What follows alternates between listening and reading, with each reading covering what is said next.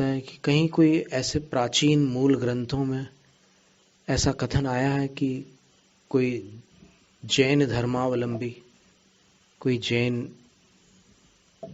व्यक्ति, जिनेंद्र भगवान का भक्त, इन देव देवताओं को कुछ चढ़ाता हो। ठीक है, विनय यानी मान लो हमने प्रणाम कर लिया या जय जिनेंद्र कर लिया, तो चलेगा क्या? कुछ चढ़ाना होता है उनको, ऐसा कहाँ लिखा है?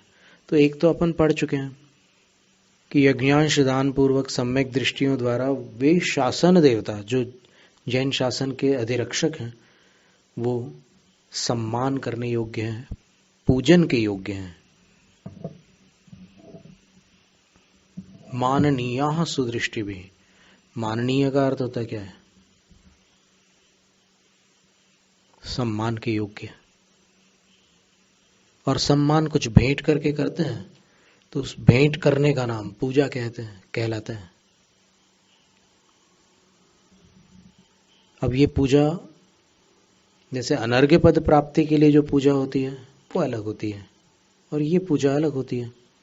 जो लोकानुवृत्ति विनय के अंतर्गत देवताओं की विनय बताई है, जो पूजा बताई है, वो मोक्ष पद प्राप्ति की अपेक्षा से न होकर लौकिक विनय के अंतर्गत आती है।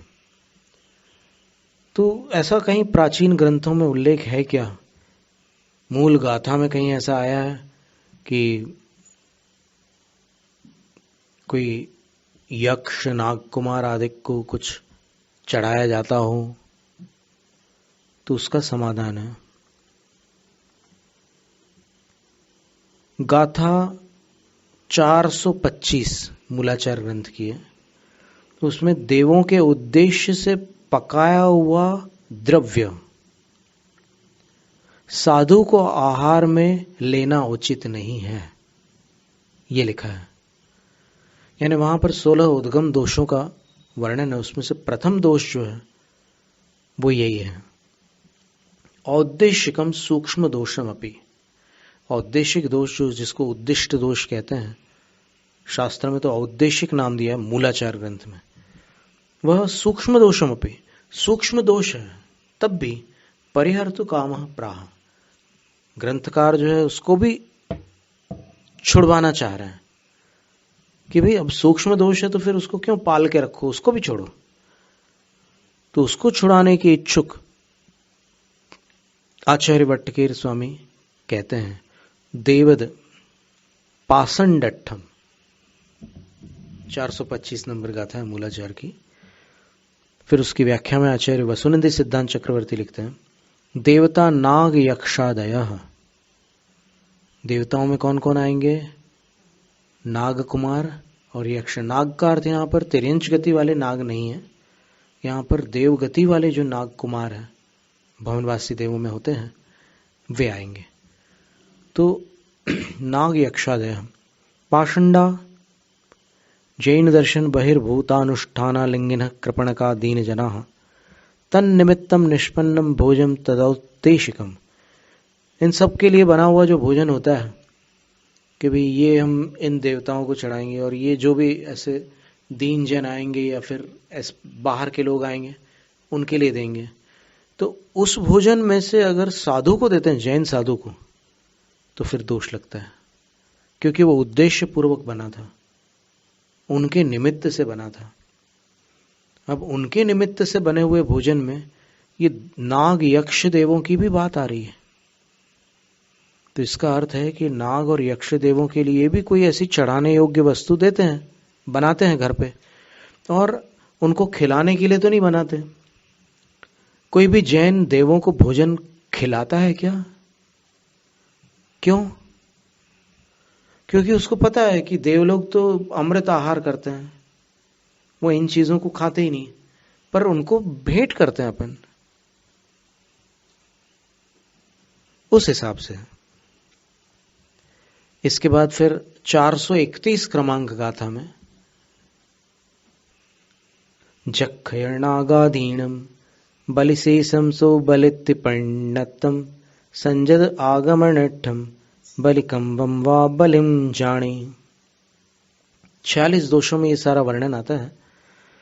बोले यक्ष और नागकुमार आदि के लिए जो बलि, एक नैवेद्य जैसा पदार्थ है, वो तैयार किया है, उसमें से बलि शेषम, आप उनको सुबह सुबह या जब भी बना था तब चढ़ा करके आ गया और उसके बाद आहार देने आया है साधु को, तो फिर उसमें से बचा हुआ जो नैवेद्य है वो अगर आप साधु को देते हैं आहार में, तो फिर बलि नाम का दोष लगता है। अथवा संजद आगमनट्ठम बलिकम्मम जक्षय नागादीनम, यक्ष और नाग कुमारों के लिए आप ये नैवेद्य बलि चढ़ाते हैं इस उद्देश्य से कि ये कोई ऐसा चमत्कार करेंगे तो साधु का आहार दूसरों के चौके में ना होकर मेरे चौके में हो जाएगा। इस उद्देश्य से अगर आप चढ़ाते हैं तो फिर साधु को ये दोष लगता है। बोले तो एक तो ये उद्देश्य पूर्वक हुआ, और पहला जो था भंग, उसमें ये कहा था कि चढ़ाया लेकिन उसमें से जो बचा था वो साधु को दिया। तो इस गाथा को बताने का अभिप्राय यही हो सकता है आचार्य का, कि इसमें यक्ष और नाग कुमारों के लिए बलि अर्थात नैवेद्य चढ़ाने का तो उल्लेख आ ही रहा है गाथा में।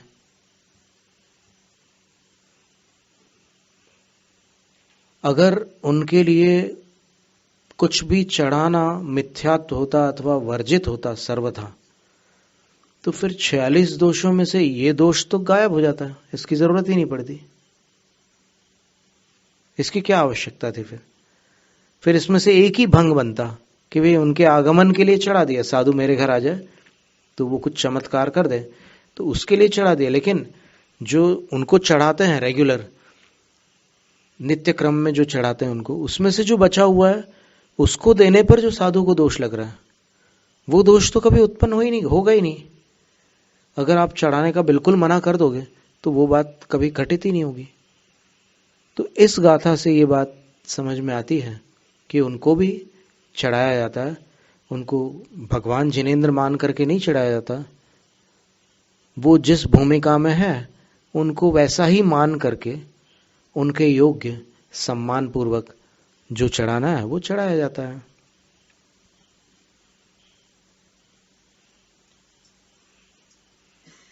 फिर 583 क्रमांक गाथा की चर्चा अपन ने की थी पहले कि अब्बुट्ठाणम अंजलि आसन दानम च अति पूजाय लोगाण वित्तिविणो देवद पूजा सविहवेण। देवताओं की पूजा अपने वैभव अपने ठाट बाट से करना ये लौकिक विनय है, ऐसा कह रहा है। अब और अपन थोड़ा सा और आगे बढ़ते हैं कि इन देवताओं का क्या महत्व है जिन शासन में।